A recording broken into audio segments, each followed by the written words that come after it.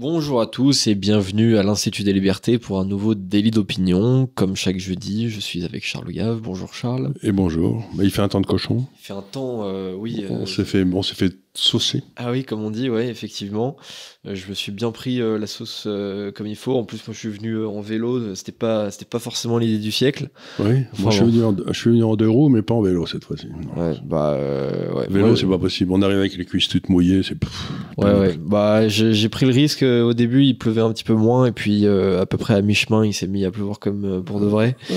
C'était un peu moins drôle. Mais enfin bon, c'est la vie. Il y a des choses.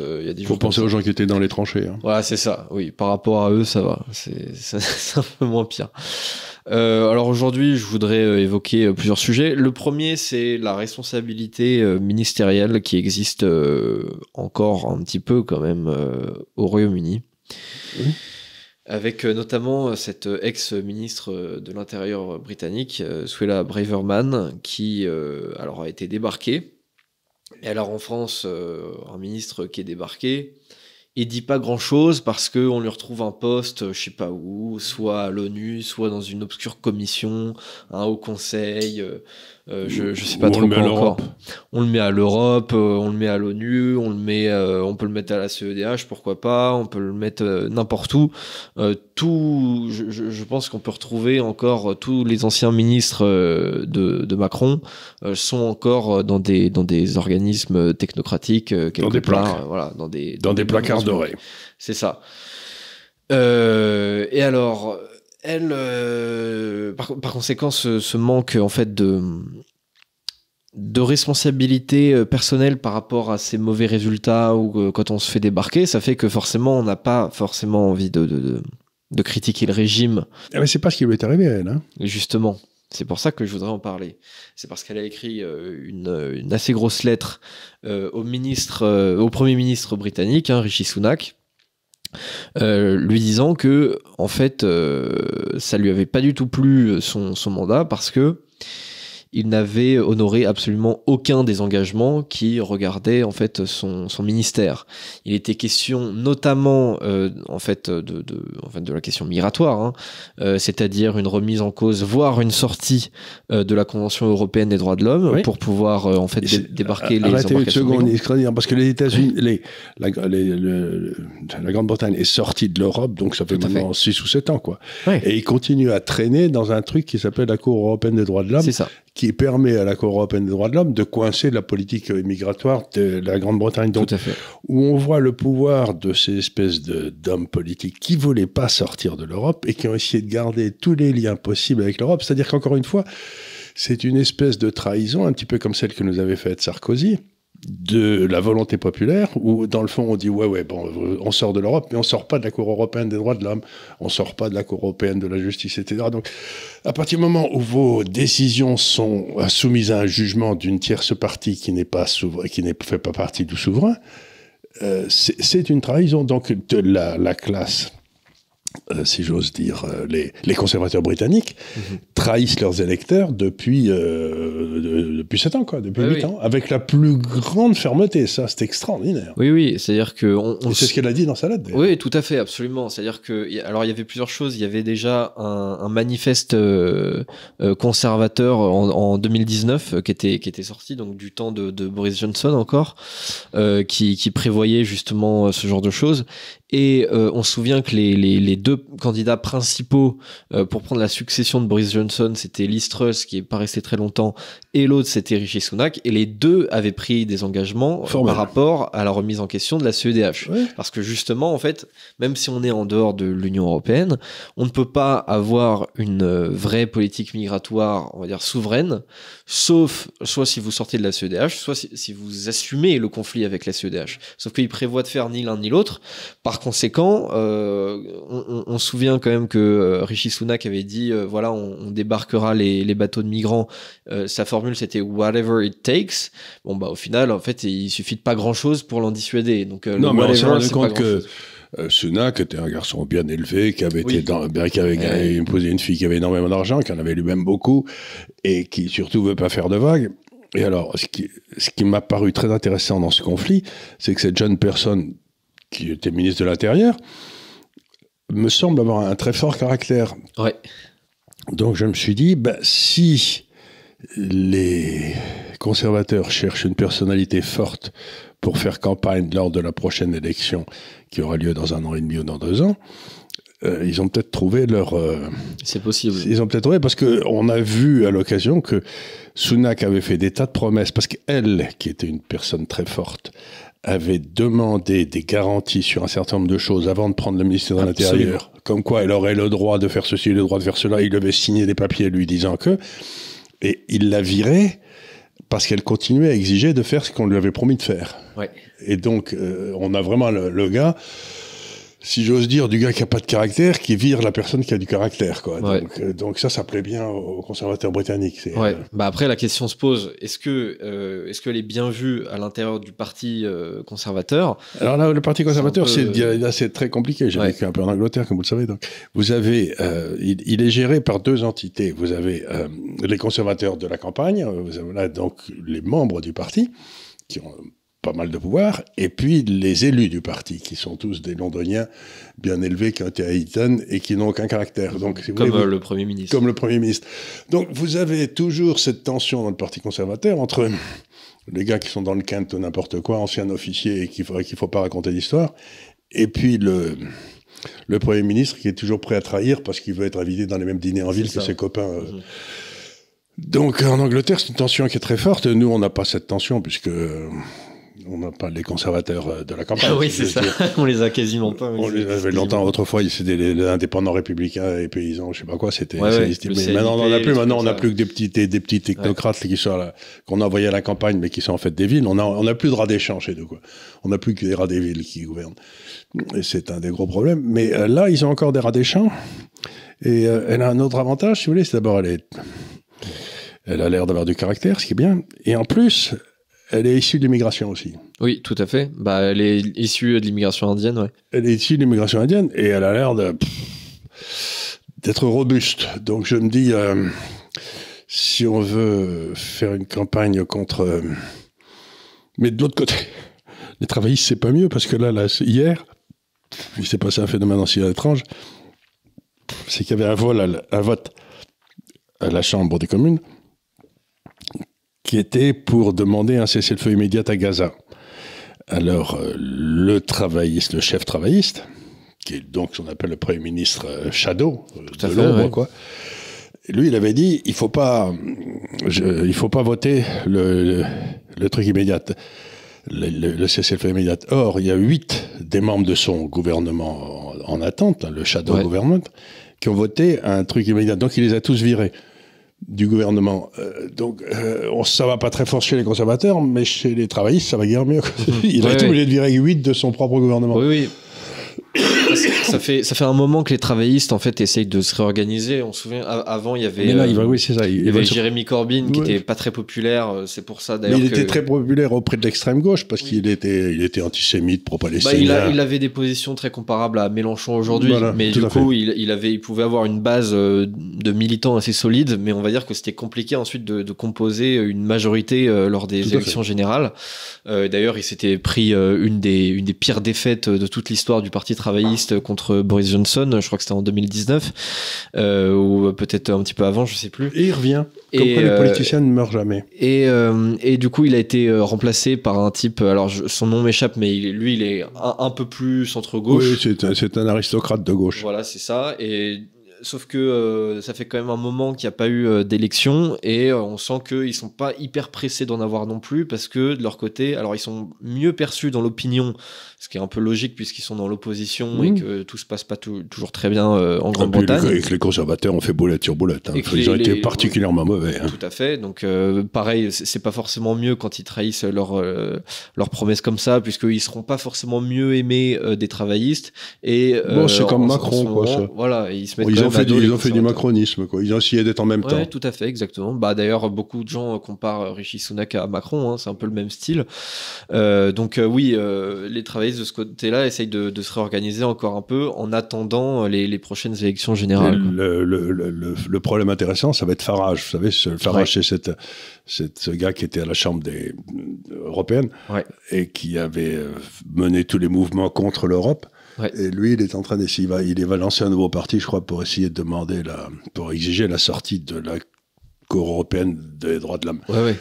Et donc, s'il y a 3 partis, donc un parti faragiste, un parti conservateur et un parti, ça va être très très difficile de prévoir ce qui peut se passer aux élections.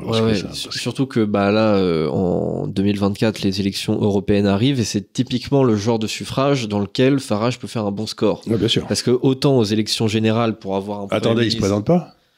Il n'y a pas d'élection européenne pour la Grande-Bretagne. Ah mais oui, pardon. Attendez. Mais oui, j'ai oublié. Bah oui, il n'y en a plus. Vous faites sauter ça. Hein. Vous faites sauter ça, oui. J'ai oublié. Ils sont plus en oui, c'est un peu le principe d'ailleurs. Oui. Donc oui, évidemment, il n'y en aura pas. Mais oui, après, je ne sais pas s'il réussira à s'imposer avec le bipartisme des élections générales. C'est compliqué. Maintenant, il peut peut-être faire perdre le parti conservateur à cause de ça. Il avait fait gagner les dernières fois parce il avait présenté des candidats et il avait enlevé ces candidats dans tout l'ancien couloir travailliste qui allait du nord au sud de l'Angleterre, là, au milieu de l'Angleterre. Et donc, c'est ce qui avait fait gagner les conservateurs contre les travaillistes. Ouais. Et donc, oui. Ce qu'il y a de certain, c'est qu'un peu partout, vous savez, ce qu'on dit depuis un petit moment, il y a les partis traditionnels sont en train de mourir. Vous avez... Mais les conservateurs avaient un jeu intelligent à jouer parce qu'ils pouvaient être le parti des hommes des arbres. Mmh.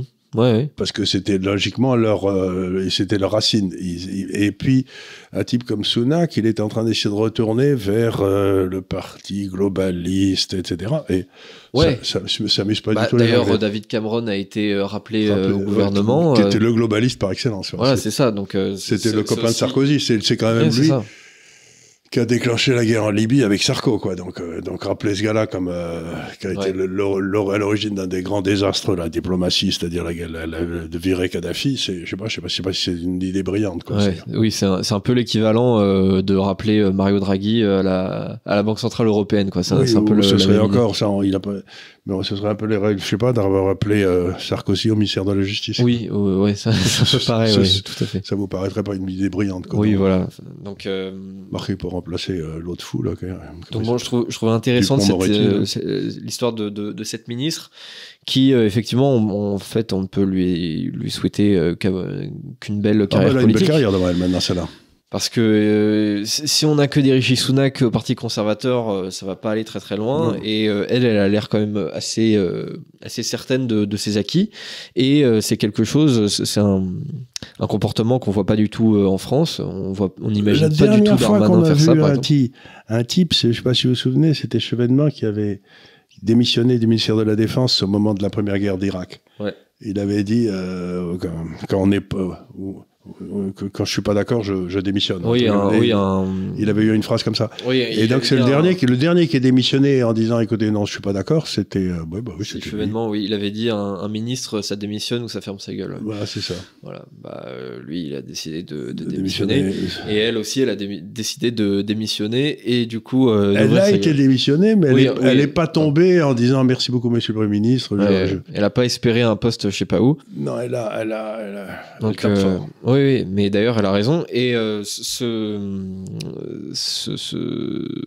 fait qu'elle soit virée du gouvernement arrive au même moment qu'une décision de la Cour suprême britannique, qui, pareil, est assez intéressant pour se rendre compte, en fait, à quel point toutes les promesses de Rishi Sunak n'auront pas lieu. C'est que, vous savez, on en a déjà parlé ici lors de plusieurs émissions, il y avait un projet depuis plusieurs années de mettre, en gros, un centre de rétention administratif de demandeurs d'asile au Rwanda. L'idée, c'est en gros, voilà, on donne plusieurs centaines de millions de ils font des camps d'attente. Voilà, c'est ce que fait l'Australie d'ailleurs avec les îles qui est en face de l'Australie. Ce qui permet donc de délocaliser le truc et aussi... Et de trier les gars qui arrivent. Alors de trier les gars qui arrivent et puis aussi de rendre beaucoup moins intéressant le fait de demander l'asile du coup en Grande-Bretagne, parce que si on doit d'abord se rendre au Rwanda, on ne sait pas trop ce qui va nous arriver, donc c'est un peu dissuasif. Et alors la Cour suprême britannique a jugé donc illégal le projet de centre de demandeurs d'asile au Rwanda. C'est nouveau parce que cette Cour suprême britannique, je ne sais pas d'où ça sort, mais il n'y en avait pas avant. Je ne sais pas parce que il y a, si vous voulez, la Constitution britannique, qui est non écrite, hein, ouais. c'est que il y avait rien au-dessus du Parlement britannique. Donc, il y a quelqu'un qui a créé de façon inadvertante une Cour suprême, je ne sais pas qui c'est, j'aimerais bien le savoir, et ce quelqu'un est en train de dire que les décisions de cette Cour suprême sont supérieures aux décisions de la Chambre des représentants, ce qui me semble complètement antinomique avec la Constitution britannique. Donc je ne sais pas qui a créé, tiens, il faudra qu'on regarde un petit peu, qui a créé cette Cour suprême et d'où sort-elle, mais c'est une saloperie pour, une fois de plus, expliquer qu'il y a quelque chose au-dessus de la voix du peuple. Donc je suis certain que cette Constitution, ça doit être, encore une fois, des européanistes qui l'ont créée, et cette Cour suprême, dans l'esprit britannique, il ne peut pas y avoir de Cour suprême. La Cour suprême, c'est le Parlement, point barre, quoi. Ouais, effectivement, il faudrait que je m'y penche un petit peu. Est-ce que vous pourriez nous dire la prochaine fois qui a créé cette Cour suprême, parce que... Et puis quel est son pouvoir? Et quels sont ses pouvoirs? Parce que dès que vous appelez un truc qui s'appelle Cour suprême, ils prennent tous les pouvoirs, les types. C'est ça. Donc en plus, le raisonnement de la Cour, c'était qu'il y avait un risque que les demandeurs d'asile soient renvoyés dans leur propre pays. On va dire, bah oui, c'est un peu le principe. Un demandeur d'asile, ça veut pas dire qu'il aura l'asile, ça veut dire que peut-être il aura l'asile. Enfin, sinon, il n'y a pas de principe de demande, hein, sinon il y a juste un résultat. L'autre raison, c'est qu'ils soient persécutés en violation de leurs droits humains reconnus donc par la Grande-Bretagne.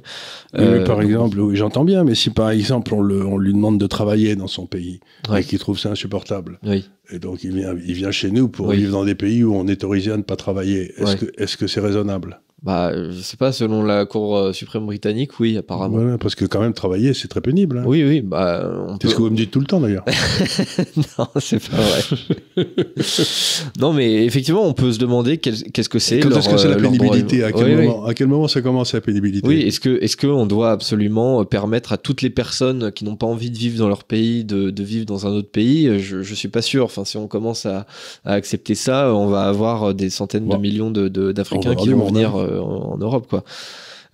Donc effectivement, curieux cette histoire. La Grande-Bretagne n'y est pas encore sortie. C'est quelque chose de très intéressant que ça montre, c'est-à-dire que la Grande-Bretagne a été un petit peu gangrenée par l'Europe dans les 30 ou 40 dernières années où elle sont restées, et il reste des traces partout de cette gangrène. C'est-à-dire que il n'y a eu aucun effort de la part de la classe dirigeante britannique pour nettoyer les écuries d'Augias qui étaient devenues, cette Cour suprême n'a pas raison d'être, la Cour européenne des droits de l'homme n'a pas de raison d'être. Donc vous voyez, c'est quand même très curieux. On sent bien qu'il y a dans l'ombre des gens qui guettent pour vite, on va vite recréer notre mouvement mondial. Et ce brave Sunak, qui me paraît une émanation de cette classe plus que... Il travaillait chez... bien sûr, il a la famille de sa femme, c'est la plus grosse fortune indienne, je crois, avec les ordinateurs là. Mais enfin, il était young leader du World Economic Forum. Enfin, il en a pas été une, lui. C'est la même. Je me demande s'il n'a pas été aussi chez McKinsey. C'est tout à fait possible. Je me souviens plus. On en avait parlé quand il était quand il venait de prendre ses fonctions. Mais oui, effectivement, ça montre que sortir de l'Union européenne seul n'est pas suffisant. Non, mais surtout, c'est suffisant, mais il faut qu'il y ait une volonté très forte, parce que sinon, vous avez tous ces petits hommes gris qui gardent des points de blocage comme ça partout. Vous n'êtes même pas au courant, et puis que vous commencez un truc, alors vous dites on n'en a pas le droit parce qu'on a signé une convention, vous dites mais on n'en est pas sorti. Mais non, on n'en est pas sorti. Ah bon, il faut en sortir, mais ça vous prend encore 2-3 ans pour en sortir. C'est très compliqué très compliqué. C'est compliqué de convaincre tout le monde qu'il faut sortir de la Cour européenne des droits de l'homme, déjà parce que, alors tout le monde connaît l'Union européenne, mais il y a assez peu de gens qui savent ce que c'est que la Cour en plus, ça fait pas partie des institutions européennes, c'est un truc... c'est un truc encore au-dessus. Extérieur. C'est-à-dire que l'Union européenne, il y a 27 membres aujourd'hui, mais les pays signataires de la Convention européenne de sauvegarde des droits de l'homme, c'est une 50aine de pays, dont par exemple la Turquie, dont la Russie, qui ne sont pas du tout dans l'Union européenne. La Russie, je crois qu'on est sorti, ça y est. Ou elle a été virée, je sais plus. Peut-être. Alors c'est possible. Ils ont pris la voie rapide. Ils ont pris la voie rapide. C'est peut-être plus simple de faire comme ça. Oui. Mais par exemple, oui, sur le continent européen, peut-être Russie exceptée, il me semble qu'il n'y a que la Biélorussie qui n'est pas signataire de cette convention. Donc voilà, c'est un truc assez large. Il n'y a pas du tout toute la complexité de l'infrastructure de l'Union européenne. Il n'y a pas une banque centrale, il n'y a pas tout ça. Mais il y a une convention et il y a une cour qui interprète cette convention en permanente, et elle peut l'interpréter de manière très large, parce que il me semble que c'est l'article 6 qui garantit le droit à mener une vie familiale normale. Alors on se dit, d'accord, ok, très bien, sauf que pour cette cour-là, ça peut vouloir dire ne pas renvoyer une famille de fichier S, par exemple. Alors qu'on a envie de se dire, oui, mais là, peut-être que c'est un une petit vie peu familiale nécessaire. normale avec une femme ou avec 4 femmes? C'est ça aussi la question, c'est une vie familiale, oui, mais selon quels critères aussi Selon quels critères, parce qu'en principe, dans nos pays, jusqu'à récemment. Jusqu'à récemment, on avait droit qu'à une femme, Oui, une femme oui. à la fois, quoi. Peut-être que ça changera bientôt, ouais. Oui. C'est pas impossible. Je suis pas sûr que ce soit un progrès. Hein. Non, moi non plus, mais enfin après, c'est dans le livre de Houellebecq, c'est dans Soumission, où à la fin justement on est autorisé à avoir plusieurs femmes, et donc le personnage principal qui est un prof se dit finalement c'est peut-être pas si mal, voilà. Ouais. C'est tout le principe justement du titre Soumission, quoi. Oui, soumission, ça veut dire islam. Soumission lente, oui, tout à fait. C'est une traduction d'islam. Le sujet suivant, c'est est-ce que Macron est le président des vieux? Mais je crois qu'il est le président de personne, moi. Parce que si on regarde, il a été élu avec 20% des voix des inscrits, ou je sais pas quoi. Ouais. Il y a donc il y a la classe administrative un peu haut de gamme qui vote pour lui, donc ça fait peut-être 20% des gens, mais je sais pas, mais il me semble que je vais être... D'abord, il me paraît le président de personne, parce qu'il incarne rien, mais surtout, il est le président de rien, parce qu'il... Qu'est-ce que c'est son projet? Ça, on peut se poser la question, parce qu'il avait un projet, selon ses mots, en 2017, qui était un projet qui était jugé par certains comme libéral. Mais son projet, c'était la souveraineté européenne, de tout transférer à l'Europe, qu'on n'ait plus rien chez nous, qu'on n'ait même plus d'armée, qu'on n'ait plus rien. Bon, c'était un projet de se dessaisir de tous ses pouvoirs au profit de gens non élus. Mais je veux dire, qu'est-ce qu'il a comme projet pour la France? Quelle idée porte-t-il de la France? On ne sait pas bien. On ne sait pas trop quelle est la trajectoire finale, en fait, de ce parti, de cette pensée, de cet homme-là. Mais il n'y a pas de pensée. Parce que, justement... Il n'y a pas de pensée, vous ne pouvez pas avoir une pensée qui dit quelque chose et son contraire en même temps. Oui, c'est ce qu'il fait en permanence. C'est une espèce de manœuvrier de basse-cour qu'on met à un endroit où, justement, il ne faut plus être manœuvrier, il faut prendre des décisions qui engagent la vie et la mort des autres. Eh bien, il en est complètement incapable. Donc, moi ce qui me paraît extraordinaire dans ce gars-là, c'est que, d'abord, ce qui m'a toujours sidéré, c'est qu'à l'évidence, il n'aime pas son pays. Et la deuxième chose, c'est que il est quand même invraisemblablement incompétent, incapable d'avoir une pensée claire, quoi. Tout à fait. Et d'ailleurs, c'est un mythe qui est encore assez tenace. Et beaucoup de gens disent, bon, d'accord, il est pas terrible, mais au moins, il incarne la compétence, il incarne tout ça. Mais rien du tout. Rien du tout. Donc oui, on pourrait très bien... certains gardent cet argument beaucoup pour dire, voilà, Marine Le Pen, bon, elle a quelques bonnes idées, mais c'est pas terrible parce qu'elle est incompétente, alors que Macron est censé être très compétent. Très compétent quoi, pour savoir sur quel bouton presser pour... Alors moi, je ne sais pas si Marine Le Pen est compétente, mais je sais pas en si tout cas, elle est ce qu'il y a moins de certain, c'est que Marine Le Pen, on l'a pas essayé. Ouais. C'est clair. Alors que lui, ça fait quand même 7 ou 8 ans qu'il est là, en plus, quand il a été ministre de l'économie et tout, et que ça n'a jamais été aussi mal. Donc, avoir un compétent qui rate tout, il vaut peut-être essayer un incompétent qui raterait rien, quoi, j'en sais rien. Oui. Ça me paraît très... Je sais pas, ouais. L'essentiel, c'est qu'il faut se débarrasser de cette classe, quoi. Parce que si c'est pour mettre, comment il s'appelle, Philippe derrière, c'est la même chose. C'est pareil que Juppé, c'est pareil que Fabius, c'est pareil que... On en a déjà eu 25, ça ne marche jamais. Oui, c'est clair. Donc, il faudrait dire, les hauts fonctionnaires sont inéligibles. Vous n'avez pas le droit de voter pour eux, même si vous voulez. Ouais. Ils sont pas là, ils n'ont pas le droit. Ils ont pas le droit. Oui, ils ne devraient plus avoir le droit. Là, à partir du moment où vous êtes haut fonctionnaire, c'est fini, vous ne pouvez plus vous présenter aux élections. Vous en avez trop fait. Vous nous avez rendu assez service, on n'a plus besoin. C'est ça. La question, la raison pour laquelle je posais cette question, est-ce que c'est le président des vieux, c'est parce qu'il y a un sondage alors assez précis de l'Institut Ipsos sur les prochaines élections européennes à venir. Alors bon, évidemment, ça ne veut pas dire que ce sera ça les résultats, mais on va dire c'est l'arithmétique de l'opinion aujourd'hui. Et ce que je trouvais intéressant, notamment, c'était en fonction des catégories d'âge, ce que les catégories d'âge voulaient voter. Parce que, par exemple, si on s'intéresse aux 18-34 ans, ils voudraient voter aujourd'hui, ils ont 36% d'intention de vote pour la liste de Jordan Bardella. C'est quand même beaucoup. Alors que c'est que 11% pour justement Renaissance, sachant que c'est même pas Renaissance tout seul, c'est Renaissance, le Modem et Horizon, le parti d'Édouard Philippe. Donc c'est censé être en plus de ça une coalition. Donc c'est pas beaucoup, c'est clairement pas le président des jeunes. Et si on regarde à l'inverse pour les 70 ans et plus, cette liste elle ferait 37%, alors que celle du RN ferait 21%, c'est-à-dire son pire score en fonction des catégories d'âge.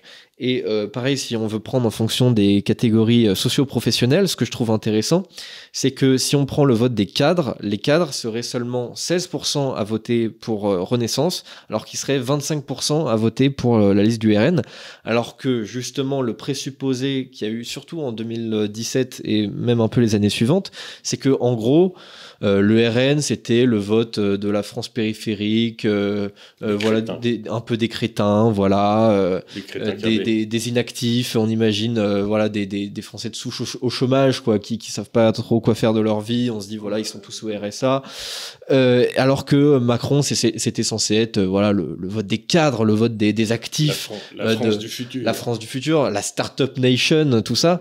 Et en fait, on s'aperçoit, d'après ce sondage, et d'ailleurs il y en avait eu d'autres avant qui le montraient aussi, mais là c'est encore plus évident que en fait Macron, eh bien, il est largement préféré en fait chez les inactifs, chez les retraités de 70 ans et plus.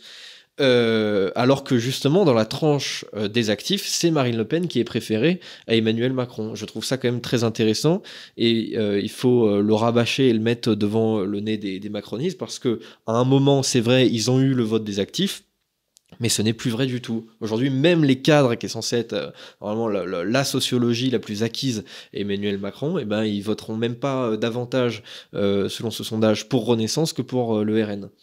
Moi, dans mes espoirs les plus secrets, j'espère que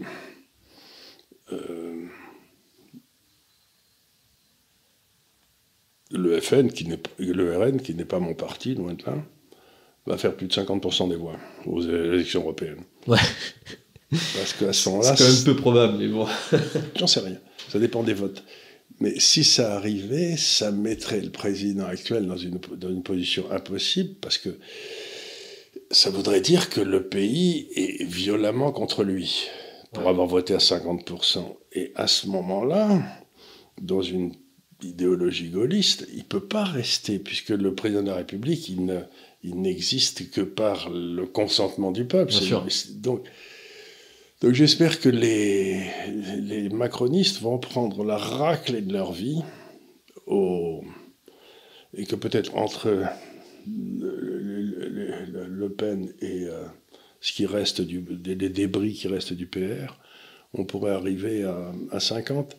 Donc ce que je veux dire par là, c'est que nous sommes dans une impasse constitutionnelle. Ça fait des années qu'on gouverne avec des astuces, justement, tenant l'Europe, ce qu'on n'a pas le droit de faire, etc. On n'a plus Donc, ça fait des années qu'on gouverne contre le peuple, et il faudrait faire apparaître en pleine lumière que ces gens-là ne gouvernent plus au nom du peuple, qui gouvernent contre le peuple et qui astucient. Donc, c'est pour ça que la seule façon d'y arriver, ce serait qu'il y ait une majorité des gens qui votent qui soient contre ceux qui soient au pouvoir. Ce serait pour moi, ce serait le soupir de soulagement, parce qu'à ce moment-là, il ne pourrait plus dire « je suis légitime ». Il pourrait dire « je suis légal, je reste encore 2 ans », etc. Mais ce serait grotesque, quoi. À ce moment-là, si par hasard, il y avait une solution comme ça, un truc à 50%, à la limite, il faudrait dissoudre. la Chambre. Après, et si le président est battu, eh ben, il faut qu'il s'en aille. Après, moi, j'ai toute confiance en Emmanuel Macron pour s'accrocher au pouvoir, quel que soit le degré de défaite qui se prend. Oui, mais il y a des limites. Si vous avez plus de 50% des gens qui sont à l'évidence dans un pays contre vous, c'est difficile de rester. Après, alors, selon... c'est difficile ensuite, de rester. Si on se concentre sur... justement, si on prend un peu de recul et qu'on regarde les résultats de ce sondage sur toute la population, le RN est donné plutôt vers 29. Renaissance est donné vers 21. Et ensuite, les voix de la gauche sont très éparpillées. Je ne crois pas que Renaissance soit 21. Je serais surpris s'ils font 10. Oui, bah écoutez, moi je... Parce que qui paye ces sondages Bah ça doit être une rédaction, ça. Et qui paye la rédaction? Ouais, bah, ça peut être plusieurs actionnaires, ça je sais pas, ça peut être commandé par Le Monde, par Le Point, par Le Figaro. Bien, mais qui donne des subventions à la presse? Ah bah ça c'est l'État, enfin pour les grosses presses en tout cas. Oui, c'est Macron. Donc ce que je veux dire par là, c'est que je crois pas un mot de tout ça, parce que moi, à mon avis, il est taillé à un point extraordinaire, et on est au point maintenant, Renaissance, je sais pas comment s'appelle ce parti, je vois pas pourquoi il ferait plus que le Parti Socialiste. Ouais. Parce qu'il le Parti Socialiste, il fait 5% le Parti Socialiste, il n'y a plus rien. Ouais. Il y a plus rien. Donc si vous voulez, on me dit il va faire 20%, mais il va faire 20% pourquoi? Il n'y a pas de personnel, il y a que des crétins dans son parti, il n'y a pas un type qui est de l'élévation. Donc on me dit il va faire 20%, mais ça veut dire qu'il y a un Français sur 5 qui vote sur la qualité de Macron, dont tout le monde sait qu'il est nul, et il n'y a personne autour de lui. Donc vous pensez vraiment que ces gens-là vont faire 20%? Mais moi, je pense pas une seconde. Ils vont faire 5. Moi, j'espère de tout cœur qu'ils vont faire 5, mais je pense qu'il reste quand même une partie de la population qui s'accroche et qui est pas d'ailleurs très rationnel dans son vote. C'est un vote, je pense, qui est assez mimétique. C'est un vote surtout de sociologie. Les retraités sont quand même assez on est en train de les massacrer. On est en train de leur piquer, on va leur piquer je sais pas combien de milliards dans l'Agir Carco. Ouais. Donc on est en train de massacrer leur seule richesse, c'est l'immobilier. Donc ils sont non mais vraiment, celui qui pense qu'ils vont faire 20%, il pense vraiment qu'il y a 20% des Français qui sont idiots. Ah, mais je pense qu'il y a 20% des Français qui sont idiots. Moi, ça me paraît beaucoup. Mais idiots au point de rien comprendre à ce qui se passe, de rien comprendre à la présidence de la République, de rien comprendre à la détérioration de la situation française, à l'absence de prestige de ce pays. Enfin, je veux dire, c'est grotesque, quoi. Donc, qu'est-ce qui amènerait un gars aujourd'hui à voter pour Macron? Qu'est-ce qu'il lui trouve de bien, ce garçon? Je sais pas. Les désastres diplomatiques, l'économie c'est un désastre, la santé c'est un désastre, l'éducation c'est un désastre. Donc si vous voulez, je veux dire, mais comment peut-on arriver à l'idée qu'il va y avoir 20% de Français qui vont voter pour ce cas-là? Quand Hollande est parti, il est parti parce qu'il n'y en avait plus que 6% qui allaient voter pour lui. Mais il était moins mauvais que Macron. Oui, mais comme je dis, c'est pas tellement un choix rationnel. Je pense que Macron, malgré toutes ces erreurs qui se multiplient de jour en jour, arrive quand même encore à incarner quelque chose auprès d'une partie de la population, sûrement de moins en moins, on ne peut que l'espérer. Je me souviens aux élections européennes, pour prendre le même standard en 2019, le RN et Renaissance avaient fait à peu près la même chose, le même score, autour de 23-24%. Là, à mon avis, on aura un plus gros écart entre les deux, avec un RN assez largement devant. Surtout, ils n'ont pas de représentation locale, la Renaissance. Il n'y a pas de barons locaux. RN, il y en avait qui étaient traînés depuis longtemps. Chez les Républicains, il y en avait un paquet qui sont là depuis la nuit des temps. Là, il n'y a rien. Vous avez raison. Il n'y a pas d'implantation locale. Depuis 2017, ils n'ont pas réussi à s'implanter localement, que ce soit au niveau des régions. Au niveau des régions, je crois qu'ils n'en avaient pris aucune en 2021. Pareil au niveau des municipalités, en 2020 ils en ont pris très très peu. Éventuellement, ce qui a pu se passer, c'est que des gens qui étaient déjà élus avant, que ce soit au PS ou on rejoint les traîtres habituels, les rejoint. Mais sinon ils n'ont pas réussi vraiment à s'imposer, à imposer de nouvelles personnalités et à imposer une nouvelle étiquette. Et d'ailleurs donc c'est une armée avec un chef nul et qui n'existe pas. Et vous m'expliquez qu'ils vont faire 20%. Ouais, au municipal, je me souviens même qu'ils avaient beaucoup fait un truc. Ils avaient renommé leur liste. c'est-à-dire que des gens qui étaient en fait, qui appartenaient à la République en marche, donnaient le nom de leur liste, genre liste citoyenne ou je sais pas quoi, un truc complètement bidon, pour pas montrer qu'ils étaient avec la République en marche. En plus, ils n'ont même pas le courage d'aller se battre sous leur couleur. C'est ça, donc ils assument pas grand-chose. Les 20% de Français qui allaient voter pour eux, faites-le, parce que moi je sais pas d'où vous sortez ni qui vous êtes. non plus, non mais j'ai pas mal de questions à leur poser. À mon avis, n'hésitez pas à nous expliquer pourquoi vous allez voter pour ces gens-là. Il y a encore des places à Sainte-Anne, je crois, pour peut-être dans d'autres hôpitaux psychiatriques aussi. Enfin voilà, on attend de leurs nouvelles parce que là, j'ai du mal à expliquer de manière rationnelle ce qui se passe dans leur tête. On va parler un petit peu de l'Espagne. C'est intéressant ce qui se passe en Espagne. Et on en avait déjà un petit peu parlé la semaine dernière. Les manifestations ont continué depuis, notamment à Madrid. Il y a beaucoup de gens qui ont afflué d'un peu partout. Et alors, je trouve que ce qui est intéressant avec ces manifestations, c'est que on voit un peu toutes les franges d'une Espagne qui se situe plutôt à droite. C'est-à-dire que ça fait un petit peu un mélange entre la manif pour tous et les gilets jaunes, quoi. Il y a un petit peu quelque chose comme ça en termes de sociologie. Il y a de la bourgeoisie, il y a du travailleur local. Qui se sentent tous espagnols. Et qui se sentent tous espagnols et qui veulent... espagnols, et si on pousse un tout petit peu plus loin, on va dire un mot qu'on n'a pas le droit de dire, sans doute chrétiens aussi. Alors oui, effectivement. Ils se sentent tous très très chrétiens. Donc, faut pas oublier que la Reconquista a commencé en Espagne, si j'ose dire, que c'est... Donc... c'est une partie intégrante de leur histoire et de leur identité. Histoire de se révolter contre allez, on va dire les mots, c'est horrible, mais contre le monde musulman, c'est quelque chose qui est un petit peu comme les Hongrois, quoi, si vous voulez. Ceux qui résistent le mieux en ce moment, c'est ceux qui ont un historique qui remonte assez loin d'opposition au monde musulman, mais d'opposition militaire, quoi. Donc moi, je regarde l'Espagne, je me dis c'est quand même curieux parce qu'il y a des millions de personnes dans les rues là qui disent on est chrétien, on n'est pas musulman, j'en sais rien, les slogans, et dont personne ne parle dans les journaux français. Oui, on en parle extrêmement peu. C'est le silence radio. Alors, absolument. Alors il y a les Catalans qui disent qu'ils veulent rester indépendants, donc ils font des trucs avec les Catalans là, pour essayer de... Mais les Catalans, c'est pas des Espagnols, si je veux dire, c'est autre chose. Donc, vous avez les Catalans qui essayent de prendre des mesures de grâce de gens qui voulaient détruire l'Espagne, enfin, qui étaient aussi des Catalans, mais dont le but est, dans le fond, de casser l'Espagne centralisée qu'on a connue. Qu'on retourne vers des provinces, qui est un peu le rêve de certains pays... pour la France, qu'on cesse d'être un pays centralisé, qu'on devienne enfin casser la nation. C'est le vieux rêve de beaucoup d'Européens. Donc là, aujourd'hui, il semble qu'il y a une partie de l'Espagne qui sont en train de dire non, on veut pas qu'on nous tue la nation. Mais ce qui m'a beaucoup inquiété, c'est qu'ils ont essayé de flinguer un des créateurs du parti Vox, là, c'est... un des anciens présidents du parti Vox qui au final s'en est tiré, mais enfin, il leur a envoyé une balle en pleine tête. Ouais. Et pour ceux qui connaissent un peu l'histoire, la guerre civile espagnole avait commencé quand les types de gauche avaient flingué l'un des leaders du parti de droite espagnol qui était pas fasciste à l'époque. Donc, si vous voulez, j'aime pas tellement quand les Espagnols commencent à se flinguer les uns les autres pour des raisons politiques, quoi. Je trouve que bon, je sais bien qu'ils sont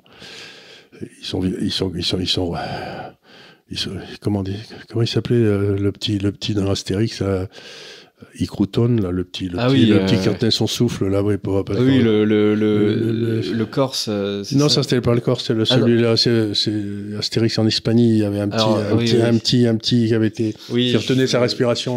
Oui, je sais plus comment il s'appelait. Icrouton, il s'appelait quelque chose. Oui, tout à fait. Et donc je sais bien qu'ils sont fiers, mais. Soupe à l'oignon. Soupe à l'oignon Icrouton, c'est ça, voilà, c'est ça, c'était quand même, c'était bien Astérix, quand même. C'était drôle. Mais puis il avait son père qui avait des grandes cornes comme ça, et puis qui était très costaud. Non, mais c'était... Donc, ce que je veux dire par là, c'est que l'Espagne, c'est un pays où il y a des tensions extraordinaires et qui sont souvent traduites par des robustes guerres civiles, quoi. Oui. C'est-à-dire donc, c'est un peu inquiétant de voir que entre la Catalogne et l'Espagne, enfin, une partie des Catalans et l'Espagne, il semble bien qu'il y ait Donc, c'est des endroits qui font un peu peur, quoi. Ouais, historiquement, j'aime pas. Surtout qu'il faut se rappeler que quand même, l'Espagne, on va dire démocratique telle qu'on la connaît aujourd'hui, elle est pas très vieille. Hein, elle a un peu plus de 40 ans. C'est fin des années 70, début des années 80, où les régions se sont et il y a la gauche qui est en train d'essayer de rouvrir les vieux dossiers parce que après la guerre civile, ça avait été abominable la guerre civile, donc il y avait une espèce un peu comme en Afrique du Sud, on avait dit bon allez les gars, on fait une amnistie puis on n'en parle plus. Ouais. Et puis là, il y a toute une série de la gauche qui essaye de recommencer à en parler pour ramener les vieilles blessures à la surface. Et ça aussi, c'est pas sain, je veux dire. C'est comme nous, on en ramène sans arrêt, si vous voulez, les histoires qu'il y avait avec le Veldiv, ou j'en sais rien. Vous voyez, toutes ces histoires d'il y a 50, 60, 70 ans. Il y a des moments où il faut simplement... il est urgent de ne pas en parler. Quoi. Oui, oui, c'est arrivé, mais c'était pas nous, on va rien en faire. Oui, c'était d'ailleurs la position gaulliste, qui est une position qu'on peut critiquer d'un point de vue historique, mais qui était intelligente politiquement, qui était de dire, voilà, tout ce qui s'est passé pendant la collaboration, en fait, ce n'était pas vraiment l'État français. C'était pas... Non, il disait, c'est toujours ce qu'avait dit d'ailleurs... De Gaulle, etc. Oui. Et ce que Mitterrand aussi avait dit la même chose. Pourtant, lui, il faisait partie de l'autre État. Et ce qu'a refusé de dire, justement, Chirac. C'était un peu le souci. J'ai jamais compris pourquoi il l'avait fait, parce que c'était complètement... Reconnaître la responsabilité de l'État français, c'est reconnaître que, dans le fond, Pétain représentait la France, l'État. Et non, il ne représentait pas, parce qu'il avait... voilà, on peut leur discuter, mais en fait, dans la mythologie populaire... Pétain ne représentait pas l'État français. Non mais c'est un peu ça, c'est-à-dire qu'il y a une question purement historique, on peut dire peut-être qu'il représentait l'État français, et puis il y a une question politique, où là, ce n'est pas du tout opportun D'abord, c'est pas opportun, la responsabilité de l'État. Et puis, est-ce que quelqu'un qui a été vaincu militairement peut représenter l'État, peut représenter la France, alors qu'il a été vaincu? Ouais. Peut accepter les vainqueurs. Est-ce que... Je ne sais pas, mais même philosophiquement, c'est une question importante. C'est est-ce que vous acceptez que quelqu'un qui est... En quelque sorte, est-ce qu'une nation comme la France peut accepter d'être vaincue et colonisée? Ma réponse est non. Ouais.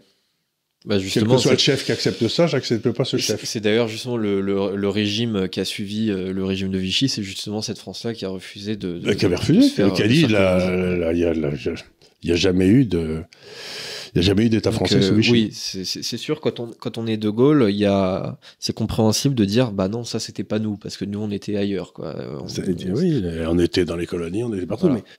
Et donc effectivement, oui, la gauche espagnole joue un jeu assez dangereux par rapport à l'unité. Un jeu de rupture de la nation, et un jeu historique de faire revenir les très très vieilles. Ouais, c'est-à-dire il y a un double jeu là qui me paraît extraordinairement dangereux. Tout à fait, parce que alors on l'avait dit la semaine dernière, tout part de la volonté du gouvernement d'amnistier les indépendantistes catalans. Pourquoi ? Parce que la gauche, pour pouvoir former un gouvernement, ce qu'elle a fait d'ailleurs tout à l'heure, là il vient d'avoir l'investiture à 179 voix, sachant qu'ils en nécessitaient 176. Pour être investi, Sanchez avait besoin justement des voix des Catalans. Il y a plusieurs régionalistes dans le Congrès espagnol. Il en a besoin pour avoir une majorité, et donc c'est pour ça qu'il a promis l'amnistie. Ce qui pose un problème à tout un tas d'Espagnols, surtout des Castillans, du point de vue du respect de l'unité de la nation, parce que pour eux c'est un crime d'atteindre comme ça l'unité de la nation, et c'est un crime qui peut pas être amnistié comme ça aussi facilement. Et donc non seulement d'une part le gouvernement amnistie les indépendantistes catalans, mais d'autre part il traite de fascistes et de franquistes ceux qui veulent qui tiennent d'autant plus à l'unité de la nation. Voilà. Donc ils sont dans un double jeu plus sympathique en fait avec les indépendantistes qu'avec ceux qui veulent conserver l'unité de la nation. Et en Catalogne, c'est l'endroit où, dans le fond, la pénétration des immigrés est la plus forte. Donc il y a aussi cette deuxième chose, c'est que quelque part dans l'histoire espagnole, ceux qui collaboraient avec, mettons, les forces musulmanes, ils étaient perçus un peu comme des traîtres, quoi. Oui, oui. Et donc, les dhimmis. Et donc là, vous avez la même chose. Il y en a un certain nombre de gens qui, en Catalogne, appellent les musulmans, en quelque sorte, à venir les aider à battre l'unité de l'Europe. Ouais. Donc, si vous voulez, ça laisse des vieux souvenirs. Et c'est très symptomatique puisque le président du parti Vox, qui représente vraiment l'opposition au système et qui est dans une alliance avec le Parti populaire, qui est le grand parti de droite espagnole, lui, il se revendique ouvertement de la Reconquista. Donc il veut vraiment garder ça dans l'imaginaire de son parti. Il le revendique sans aucun problème. Et alors pour certains c'est très polémique, mais finalement pas tant que ça pour la droite espagnole. Le vrai problème, si vous voulez, c'est que c'est en opposition encore une fois complète avec tous les baratins européens. C'est que dans les baratins européens, si vous voulez, il faudrait que la Catalogne soit indépendante, il faudrait que l'Espagne reste rentrée toute l'Afrique du Nord chez eux et tout. Et donc cette histoire espagnole s'est faite un peu comme l'histoire hongroise, contre une autre religion. Et là, on est en train... Donc, on sent bien qu'en Espagne, il y a ceux qui sont contre les religions de façon générale et contre l'histoire espagnole, qui sont souvent les mêmes d'ailleurs. Et puis de l'autre côté, c'est difficile de trouver un terrain d'entente entre ces deux-là. Tout à fait. Et même en dehors de la question purement migratoire, il y a aussi la question des valeurs. C'est-à-dire que la droite espagnole est assez catholique. La gauche espagnole, pas du tout, alors catholique très très progressiste. C'est-à-dire qu'on en avait déjà parlé dans certaines émissions, ils étaient très libertaires par rapport à la question transgenre sur vous avez raison, des chauds partisans du pape actuel. La définition des enfants comme étant transgenres, etc. Ils étaient vraiment très très à fond là-dessus. Et évidemment, ça ne plaît pas du tout à une grosse moitié de la droite, de l'Espagne qui est quand même de droite. Du coup, il y a effectivement, il y a plusieurs questions. Il y a la question de l'unité de la nation, qui en fait en cumule d'autres derrière. La question de l'amnistie, la question des LGBT, la question de l'immigration, effectivement. Et alors, ce qui est curieux, c'est qu'il y a une autre nation, qui est à l'ouest de l'Espagne, qui est le Pays Basque, et dans lequel la dévolution du pouvoir central vis-à-vis du Pays Basque s'est très bien passée, parce que, à ma connaissance, pour l'instant, dans le temps, il y avait des relations entre les indépendantistes catalans et les indépendantistes basques, mais les indépendantistes basques, pour l'instant, je sais pas l'impression qu'on entende beaucoup parler. Moi. Non, pas tellement. C'était surtout il y a une vingtaine d'années. Mais là, on leur a donné tellement de pouvoir au Pays Basque. Ouais. Donc, dans ce coup-là, il n'y a pas, je sens, je suis peut-être pas autant que je devrais, mais je sens pas une très forte pression qui viendrait du Pays Basque pour aider les Catalans en quelque sorte. Non, pas tellement. Les Catalans sont un peu seuls. Ils sont très dans isolés leur truc. Là, oui. C'est-à-dire que oui, alors du côté immigré, les Basques, c'est pas ça. Hein. Oui, absolument. Alors que pour le coup, la Catalogne, les indépendantistes catalans sont d'extrême gauche. Oui. Pour le coup, eux, ils sont très sur les délires comme ça. Alors que oui, les Basques, pas tellement. Faut imaginer. Les Basques et les immigrés, ils les aiment, mais ailleurs. Là-bas. Peut-être à Madrid éventuellement, mais pas. Non, mais plutôt aller à partir de Bayonne et en montant. Quoi, ouais, voilà. Peut-être éventuellement. Mais oui, pour simplifier, on parle parfois des régionalistes parce que pour parler d'eux politiquement au Congrès espagnol, voilà, ils sont environ une trentaine, je crois, quelque chose comme ça.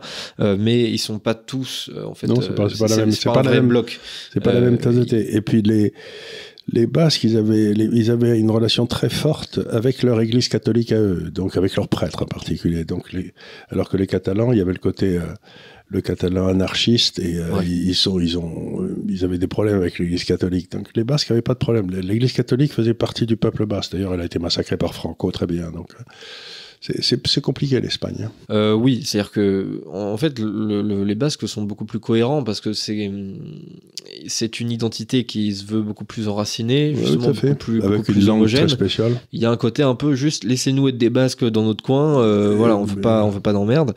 Alors que les Catalans, eux, ils veulent vraiment inviter toute la planète, que la moitié de la population soit transsexuelle. Enfin, je veux dire, ça va assez loin. Il y a autre chose. Ils ont d'autres Et d'ailleurs, du coup, il y a une rivalité quand même assez énorme entre Barcelone et Madrid, sauf que Madrid s'en sort beaucoup mieux, et mieux perçu, que ce soit par la population, par les milieux d'affaires, etc.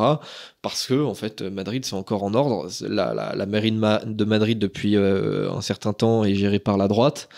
Du coup, voilà, c'est encore un petit peu en ordre, alors que Barcelone est assez mal vu de ce point de vue-là.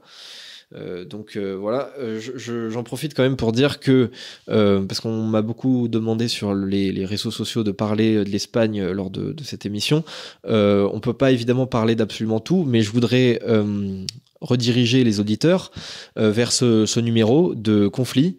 Voilà, il y a un dossier spécial sur l'Espagne, donc ils ont quand même bien vu leur coup, parce que le magazine est sorti tout début novembre. Or on était en plein dans la séquence Israël-Palestine, d'ailleurs on y est encore, et effectivement quand il est arrivé au bureau, je me suis dit tiens, curieux, on est en plein dans Israël, etc., et ils nous font un truc sur l'Espagne, bizarre. Et en fait, j'ai compris seulement une semaine après pourquoi c'était intéressant et important d'en parler, avec ces manifestations monstres qu'il y a en ce moment. Donc voilà, je redirige encore une fois tout le monde vers Conflit et vers leur dossier spécial sur l'Espagne. Il n'y a pas que ça d'ailleurs, il y a plein d'autres trucs très intéressants. Mais pour ceux qui veulent approfondir la question espagnole, Conflit. Dernier petit sujet. Ce week-end, il y a le second tour de l'élection présidentielle en Argentine. Ça va être amusant, ça. Et alors, Milei était un petit peu affaibli par le résultat du premier tour. Il n'était pas arrivé en première place, il est arrivé un peu derrière par rapport à son adversaire. Mais la troisième est venue le soutenir. La troisième est venue le soutenir, ce qui change absolument tout et qui rebat vraiment les cartes, au point que, alors il n'y a pas beaucoup de sondages, voire même pas du tout. En tout cas, j'en ai pas vu là depuis le premier tour. Pourtant, j'ai quand même pas mal cherché, mais j'en ai pas trouvé. Cependant, il y a quand même vous savez, des sites sur lesquels on peut parier sur des événements. Ah oui, ça c'est toujours intéressant, parce que là, c'est avec leur fric, là. Voilà. Donc c'est mieux que le sondage. Donc là, on a des gens qui sont skin in the game, hein, comme dit Taleb. Donc c'est intéressant parce que c'est des gens qui pensent, qui mettent 10 balles, 15 balles, 20 balles ou 100 balles ou 1000 balles en disant voilà, hop, c'est Milei qui va gagner, ou alors c'est son adversaire Massa qui va gagner. Comme ça, on a un petit peu les cotes en fait, en fonction de ça. Et donc, alors c'est des courbes qui évoluent très très vite et qui évoluent énormément. Donc un coup, on peut avoir Milei qui donnait gagnant à 20% de chance, et puis peut-être que 5 heures après, vous revenez et il est donné gagnant à 40%. Et si vous revenez la semaine d'après, peut-être qu'il est donné gagnant à 80%. Voilà, ça peut évoluer forcément très vite en fonction de l'actualité, en fonction des débats télévisés. Là, il a eu d'ailleurs récemment un débat télévisé avec Massa, où, alors selon la presse, mais pareil, selon la presse, qu'est-ce que ça veut dire? Il n'a pas été apparemment extrêmement bon face à Massa. Je ne sais pas ce que la population de son côté a pensé de ce débat, peut-être qu'elle s'en fichait d'ailleurs. Donc voilà, selon justement les bookmakers, actuellement, au moment où on enregistre cette émission, Milei est donné très légèrement favori. Mais voilà, c'est un peu kiff-kiff bourricot, 50-50, on sait pas trop. En tout cas, on peut pas dire qu'il n'a pas ses chances d'y arriver lorsque cette émission sera diffusée. Je pense qu'il y aura déjà les résultats.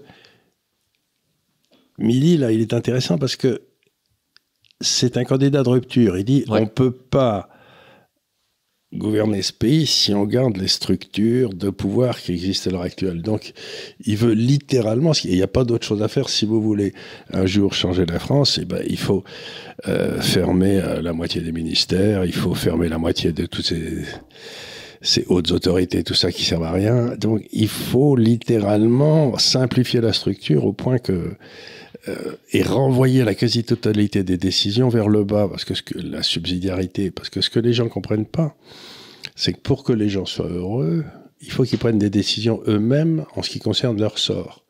Et donc, si vous, par exemple, les écoles, c'est vous qui vous occupez des écoles à l'échelle locale, c'est très bien, mais si on vous l'enlève, ça veut dire que des gens soi-disant plus intelligents que vous ont enlevé quelque chose qui vous tenait à cœur. Donc, je crois que la subsidiarité, c'est pas simplement ce qui peut être fait localement, doit être fait localement, Mais c'est ce qui peut être fait localement. Il est obligatoire que ce soit fait localement pour que la démocratie vive.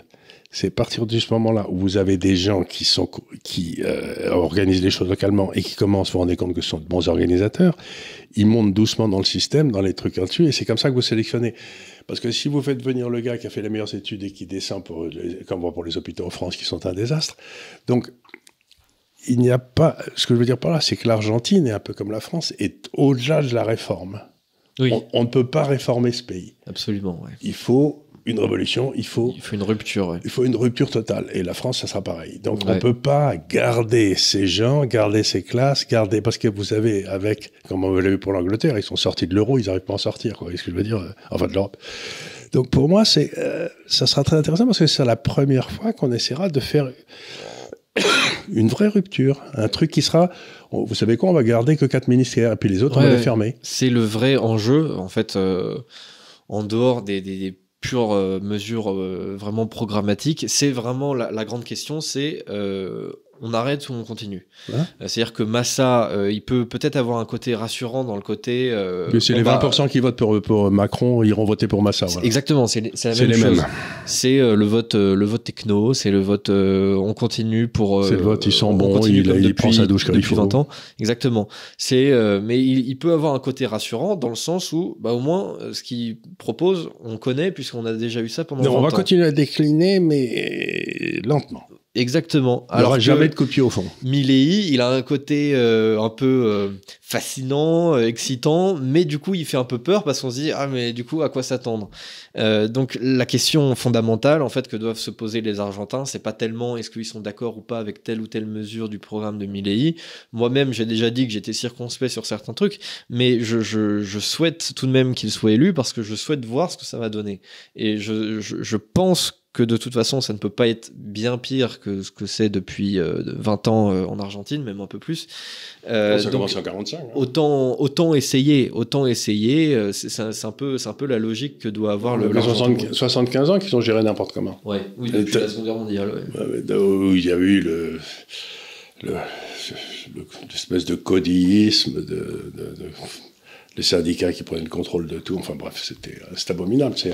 C'est un pays où ceux qui travaillent sont massacrés et ils sont contrôlés par des gens qui ne travaillent pas et qui pillent. Alors, ça rappelle un peu la France. Mais... C'est ça, il y a une vraie question en Argentine, on ne se rend peut-être pas assez compte, mais il y a une vraie question de corruption de toute la classe politique. Et Milei veut absolument dégager ça. Il dit, voilà, en fait, ce qu'il faut, c'est pas avoir un État tout-puissant qui prétend pouvoir vous sauver. Ce qu'il faut, c'est dégager l'État du maximum d'endroits dans votre vie et vous laisser vous sauver vous-même. Mais voilà, il faut apprendre à nager. C'est ça, apprenez à nager plutôt que de prendre un jet ski subventionné qui casse au bout de 100 minutes. Et dans lequel il n'y a pas d'essence. Et dans lequel il n'y a peut-être pas d'essence, exactement. Donc j'espère... On va regarder ça m'intéresse beaucoup. Ça, parce que ça va être... J'espère ne pas être déçu. J'espère qu'on ne va pas avoir Milei qui rate l'élection à 2% près. Vous savez, ce qui compte dans les élections, dans beaucoup de pays aujourd'hui, c'est pas tellement comment les gens votent, c'est qui compte les votes. Aussi. Donc je suis pas certain que les gars des syndicats, ils ont des gars partout pour bourrer les urnes. Mais Milei, ça m'étonnerait qu'il ait des gars partout pour bourrer les urnes. Donc il y a aussi ça qui me fait un peu peur. Ouais. Pareil, je sais plus s'ils ont un vote par correspondance ou pas. S'ils ont un vote par correspondance, il a perdu. Là. Ouais. il y a un peu ça. Le vote par correspondance, ça pardonne pas, ça. Ouais, c'est sûr, c'est pas forcément le meilleur programme quand vous êtes anti-système. Donc, on peut espérer que Milei quand même réussisse son coup pour voir, au moins pour voir, parce que ça donne. Nous, ça nous coûte pas grand-chose. Et puis derrière, ça peut inspirer aussi tout un tas de pays d'Amérique latine. Je veux dire, l'Amérique latine devrait être, sans la corruption et tout ça, devrait être florissante. Il y a des pays d'Amérique latine qui vont mal. Le Chili va pas si mal que ça. La Colombie va bien. Le Pérou va bien. Vous avez toute une série de pays qui s'en sortent plutôt bien. Mais vous avez le Brésil. C'est toujours un peu difficile parce que c'est un énorme pays. Mais l'Argentine, ça toujours été le pays qui aurait dû réussir et qui aurait dû être une des grandes puissances de l'Amérique latine et qui s'est toujours viandé, quoi. Enfin, ils ont une qualité essentielle, c'est qu'ils jouent pas mal au rugby, mais à part ça, je cherche. Oui, au foot. Au foot quand même. Au foot, oui, non, le foot, quand même. Je regarde jamais un match de foot. Ils ont gagné la Coupe du Monde. Je crois que c'était le seul truc qu'ils avaient gagné depuis pas mal de temps. La Coupe du Monde, enfin le rugby, le foot, c'est pas. Ouais, enfin, les Argentins, ils étaient contents. Hein. Dans les rues de Buenos Aires, j'entends bien, mais enfin, le foot, c'est n'importe quoi. C'est pas un vrai sport, ce truc. Ouais, bon, je vous montrerai quand même. C'est sûr, c'est moins physique que le rugby, mais enfin, c'est quand même un sport que je trouve assez gracieux quand c'est bien fait. Bon, voilà, donc on va suivre évidemment cela de près. J'imagine que lorsque cette émission sera sortie, si elle sort le mardi, il y aura les résultats du dimanche. Donc voilà, les auditeurs pourront juger en fonction de ça. Sur ce, je remercie encore chaque personne pour son attention. Je répète comme chaque jour depuis un an, enfin chaque semaine depuis un an, que ces émissions sont disponibles en version podcast sur Deezer et sur Spotify, que vous pouvez nous rejoindre sur à peu près tous les réseaux sociaux, que vous pouvez évidemment acheter le livre de Charles, La vérité vous rendra libre. Qui est numéro 1 économique sur Amazon depuis 2 semaines. C'est ça. C'est drôlement bien. Et surtout, n'hésitez pas à l'offrir comme cadeau de Noël et tout, à en offrir des si vous avez besoin de plusieurs livres pour, je sais pas, tenir des assiettes ou n'importe quoi, n'hésitez pas à en acheter plusieurs, vous savez. Pour caler la table. Parce qu'il faut pas oublier que tous les droits de ces livres iront à l'Institut des Libertés. C'est ça. Donc, en fait, c'est aussi, si vous voulez faire un geste à l'Institut, vous pouvez tout à fait acheter ce livre. Vous pouvez l'acheter à toute votre famille. Enfin, voilà. Et vous pouvez en recevoir, je crois, quelques autocollants même avec le livre. Oui. Oui, il y a des petits autocollants un peu bizarres. Oui, avec sur les phrases Fabre, le chien, oui, il y a buvons un coup quand on parle de Mitterrand. Il y a un autocollant du DAF. Voilà, voilà, vous pouvez peut-être en recevoir. Sur ce, je vous dis encore une fois merci et à la semaine prochaine pour un nouveau Délit d'opinion. Merci beaucoup.